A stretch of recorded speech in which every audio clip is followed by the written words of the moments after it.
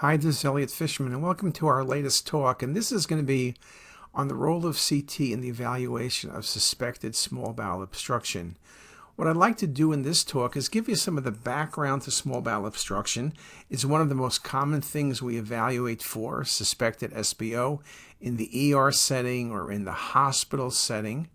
There's a lot of good information that CT provides, whether there is obstruction, and if there is obstruction, CT can tell you specifically most of the time what the cause is. Is it due to a tumor, a stricture, a hernia, inflammatory disease, you name it.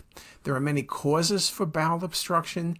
There are many important bits of information you get from the CT that helps with management, and I really want to cover all of that with you. Now, one of the reasons small bowel obstruction is so important is because its main complication, as this article mentions, is ischemia.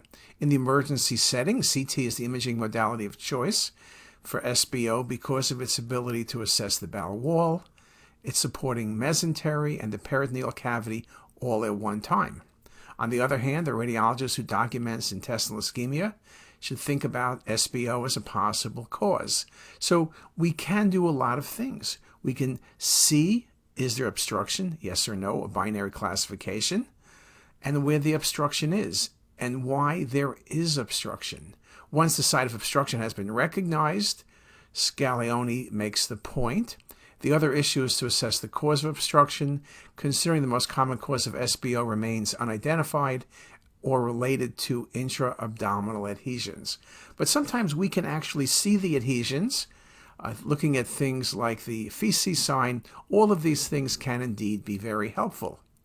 The most important criteria for obstruction is dilatation of small bowel loops with thickened packed valvulae conventives and air fluid stasis.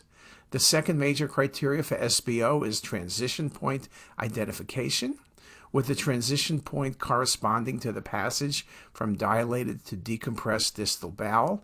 We'll speak about that, the importance of looking carefully, interactively at the axial images, but also looking very carefully at the coronals, which often do show you the transition better. I will say that when people show you cases, and I'll be no different when I show you cases today, I'm going to show you a range of causes. No one ever shows you the cases where you know there's obstruction, but you can't really tell the cause. So CT is very accurate, but it may not be perfect. We can say, yes, there's obstruction, but we may not be very specific as to the cause of obstruction. Now, of course, we know that many of the cases where we don't see a specific cause are due to adhesions, particularly patients who've had a range of different surgeries, anything ranging from an appendectomy, which is the simplest surgery, but you can develop adhesions years later, to any type of abdominal surgery. Now, up to 20 to 30% of patients hospitalized with small bowel obstruction fail non-operative management. And again, the key thing we know from small bowel obstruction is who goes or who doesn't go to surgery. Obviously, surgery in the face of bowel obstruction, when you need surgery, the mortality could be 100% if you wait a day too long. CT is really the key study for management.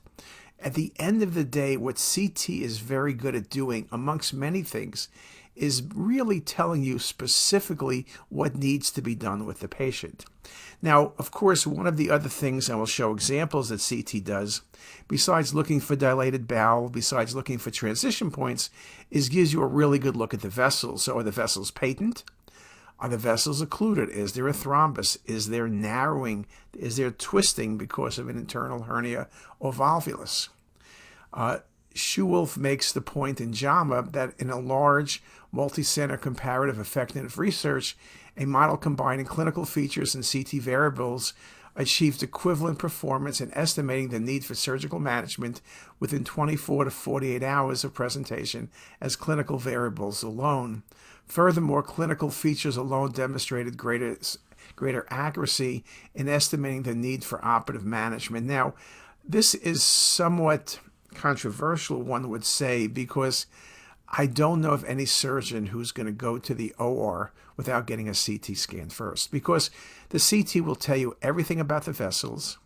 Even if you know there's bowel obstruction and the patient needs surgery, you're not going to go in blindly. CT tells you where the obstruction is, most of the time why there's an obstruction, so you can plan. Do you need to have an open procedure or laparoscopic procedure? CT helps stratify risk, and so it's very important. And yes, clinically you can make the diagnosis of bowel obstruction, but these days surgeons are not going in to operate based on clinical judgment. In that article, again, some of the numbers they looked at, clinical features alone versus clinical features with CT, were more accurate in estimating the need for surgery at all times. Now, I don't really understand this article. It had big numbers, but it's hard to imagine that clinical judgment alone is better than clinical judgment with the CT scan. I don't think that's what any of us see in practice, but I'm showing you this article just to make the point that sometimes what people say in the literature is not exactly what we're all thinking. Now, one of the most important things about any imaging we do, we talk about protocols, and small bowel obstruction is no different. Ideally, you want to give oral contrast. Now, we don't want to give positive contrast. First of all, transition times could be slow. What you want to do is give water. Water is really good. Neutral contrast agents. You can use other types of agents like a formula called Breeze, but water works really well. Distends the stomach and proximal bowel. That's very, very helpful. And of course, you need IV contrast. The reason you need IV contrast is all the reasons we know. You can't look at the mesenteric vessels without IV contrast. Also, in terms of enhancement of bowel, do you see areas of increased enhancement or decreased enhancement? Those can be very good signs specifically of where the problem is. So protocols become everything. There was an article published recently in JAMA that made the point that if you did unenhanced CT, now this is not only in the face of bowel obstruction, this is in general, this is looking at patients with acute abdomen. Basically, unenhanced CT was approximately 30% less accurate than contrast-enhanced CT for evaluating abdominal pain in the ER. And yes, they mention this should be balanced with the risk of administering contrast material to patients with risk factors for kidney injury or hypersensitivity reaction. We know that only a small percent of patients have issues being allergic to the contrast, and you can pre-medicate if necessary. And also the fact is, remember for a long time we would say, your patient's creatinine, if it was below 1.2 or 1.3, you wouldn't give IV contrast. Now no one has a problem giving it with a creatinine above or below 1.9. And we know that the safety of contrast is really high. And a lot of the articles that publish not to use contrast were in fact very, very wrong. And this 30% number is very impressive. Think about 30% accuracy change just by giving IV contrast. The answer is, unless the patient has a severe allergic reaction, always give IV contrast. Borderline renal function, give IV contrast, maybe lower the volumes. One of the nice things with some of the newer scanners like photon beam scanners is you can get really good images with lower volumes of contrast. So that indeed can be important as well. In this article by Ye, adding IV contrast material provides the benefit of increased diagnostic accuracy at the cost of potential adverse reactions. The risk of kidney injury varies based on pre-kidney function. It approaches 0% with normal renal function. The rate of contrast extravasation is low, and it's even lower than that. And again, the risk of immediate hypersensitivity reactions is also indeed very low. So again, life and everything we do in radiology is a risk-reward. We need to be careful in selecting patients, maybe hydrate the patients better before, after CT if the creatinine is borderline. And if the patient does have the potential for reaction, particularly if a patient had hives or a skin rash previously, which is relatively mild, simply change the contrast agent and perhaps give Benadryl before you do the study, about 30 minutes before. And the article by Ye goes on, when we choose a non-contrast approach, we should be intentionally accepting diagnostic uncertainty. Well, this is already well accepted for certain diseases. But again, this is the point. We must ask ourselves, how much added value does the IV contrast provide against the risk of a missed or actionable acute diagnosis? 30%. In the low-risk patient, complications of IV contrast are often negligible, and the benefits of routine IV contrast far outweigh the risks. And so the answer to me is you better have a good reason not to give IV contrast. If not, give it. Now, in terms of protocols, routine abdomens, most people will do single venous phase. If I'm thinking about ischemia, I need good mapping of the arterial and venous structures, and then I'm doing dual phase imaging. If I'm looking at GI bleeding as a possibility, I'm doing dual phase imaging. If I'm looking for a tumor, I'm doing dual phase imaging. If I'm worrying about ischemic bowel or bowel obstruction, I will often do dual phase imaging. In fact, that is our protocol, again, with the idea of looking at the vessels and looking at the bowel. There's no need for non-contrast CT, and delayed imaging, let's say 5 minutes, and excretory phase is typically not necessary. We use thin section CT so we can do really good multiplanar reconstructions and 3D imaging. Multiplanar reconstructions are mandatory across the spectrum of everything we look at, but in bowel obstruction, it's the easiest way of seeing transitions. 3D mapping can be very helpful, particularly in vascular imaging, particularly when looking at twisting and irregularity of vessels, particularly in patients with vasculitis. So if you can do 3D, even if you're only doing MIP imaging, it's worthwhile doing it. Obviously, things like volume rendering and cinematic rendering can be very helpful, and I'll show you some cases, in fact, where that indeed is the case. So again, we think about, at a minimum, axial and multiplanar, but 3D imaging can be very valuable, and we do use it routinely in our practice. So let's look at a few examples, again, how we put everything together, and then I'll go through a little bit more detail on specific pathologies. Here's a good example of a patient who had symptoms of abdominal pain, and hematocrit was down a bit. If you look carefully, the pancreas looks good, and then there's an enhancing lesion by the head of the pancreas.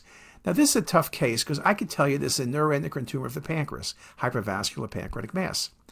But we also know that in that region, we can see GIST tumors coming off the duodenum, or we can see carcinoid tumors, and both of those tumors are vascular. So what are we dealing with here? It's very tricky. I can give you all three of those, and I can explain to you, hey, this looks like pancreas. Then I can say, well, maybe it's duodenum. Maybe it's in between. I don't know. But here it is in the coronal. Now it's coming, it looks like it's not in the lumen. Maybe it's off the wall, but again, I could really sell you that this is a pancreatic neuroendocrine tumor. Here it is again on the MIP imaging. You see some small feeding vessels off GDA. You see the vascularity of the lesion. Again, see it very nicely on the volume rendering. It's a very, very difficult case.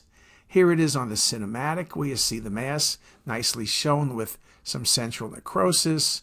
And here, of course, you see it again. And again, on the cinematic rendered views, there's the GDA, small feeding vessels. That's the tumor. That's portal vein. You've kind of hidden everything else. And here's just a beautiful set of images. Again, I could explain this as a pancreatic mass. Could it be a GIST tumor? Could it be a carcinoid? Carcinoids are usually intraluminal. This seems to be either it's outside the bowel or it's in the wall. This ended up being arising from the wall of the bowel, and this was a GIST tumor of the duodenum. You can see how all of the different techniques we use, from the axial to the multiplanar to the 3D, be it MIP, volume rendering, or cinematic rendering, become very valuable in us mastering all the information that we can from the specific data set, very nicely shown. And again, this was a GIST tumor resected, and the patient did well. And GIST tumors, of course, a very common location is duodenum, right where this one is. Sometimes they can be very large, they can ulcerate. Occasionally it can be metastatic, but since they're usually smaller, they typically are not going to be metastatic. GIST tumors under 5 cm typically do not metastasize. In this article by Barat, talking about cinematic renderings and GIST tumors, their value in terms of detection and surgical planning are indeed very, very important. Cinematic rendering offers the potential for comprehensive assessment of GIST tumors. Cinematic rendering can potentially improve the appreciation of the spatial relationship between GIST and surrounding organs and delineation of the major vascular supply, which may influence endoscopic or surgical planning. Again, very, very important to use all of the tools we have to maximize information. And just to show you another example, here is a large mass, very vascular. Here it's away from the pancreas, but you know it abuts the pancreas. It's vascular, again, that same differential diagnosis. Again, you could make this up to be a duodenal tumor. You could make it into a carcinoid or GIST, but you couldn't really exclude pancreas the way it comes off the pancreas. When you look at all the images, however, when you look at the vasculature, when you look at the washout of the images, again, GISTs are typically vascular and wash out, but truthfully, neuroendocrine tumors of the pancreas, GIST tumors, and carcinoid tumors all are very vascular typically and all wash out fairly quickly, as in this case. But again, you can see very nicely here a challenge, but this also was a GIST tumor. Now, when we look at other cases, here's a good example of a patient with Crohn's disease, and again, showing you the value going beyond the axial view and looking at small bowel obstruction. This patient was referred in for possible obstruction. You can see some dilated loops of small bowel. Now, typically we talk about small bowel loops being over 3 centimeters being dilated, or 2.5. We talk about wall thickness over 3 millimeters. You can see in this case lots of fibrofatty proliferation in the right lower quadrant. There's bowel thickening here, and there's prominent fibrofatty proliferation. And then when you look, you see all the fibrofatty proliferation, you see the dilated bowel, you see the transition point, and then you see a very long segment of small bowel.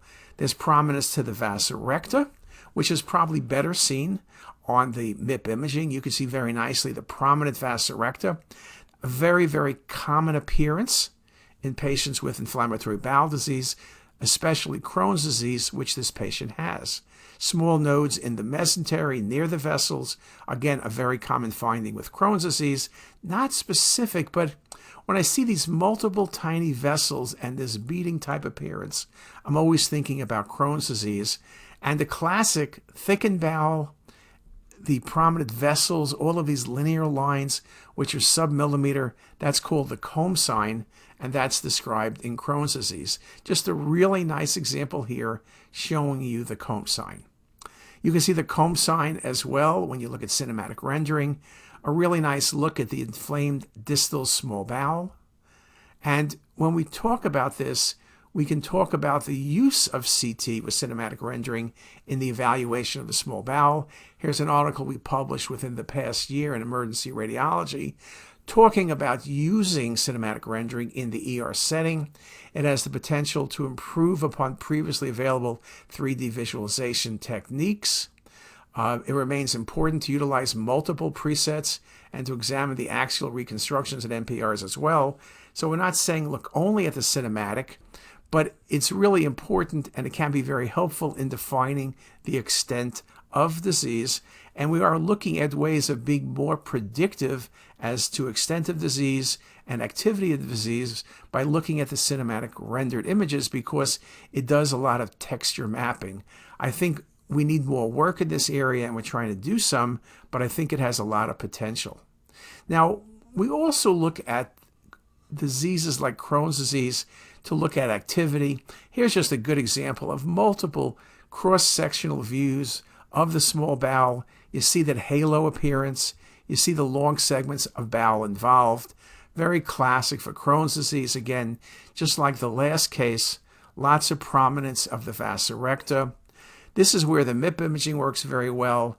When you want to see multiple vessels and you're looking at a relatively thin slab, usually under 10 millimeters, the vasa recta particularly nicely shown when you look at the MIP imaging. You can show it as well in the cinematic, but those of you who don't have cinematic or just do minimal 3D, the MIP imaging can indeed be very helpful. It also shows the thickening of the small bowel, the increased enhancement of the small bowel. Compare that to more proximal bowel as well. So let's do this. Let's stop there. We've gone through some of the basic concepts. our protocols, how we do imaging. Let's stop there, and let's then come back and start looking at small bowel obstruction a little bit more carefully. See you in a couple of minutes. If you like this video, make sure to subscribe to the CTisus YouTube channel. You can also visit us at ctisus.com for even more videos, plus quizzes, pearls, protocols, and oh so much more. We're also in the App Store and have well over a dozen apps for iPhone and iPad, all completely free. Thanks for watching.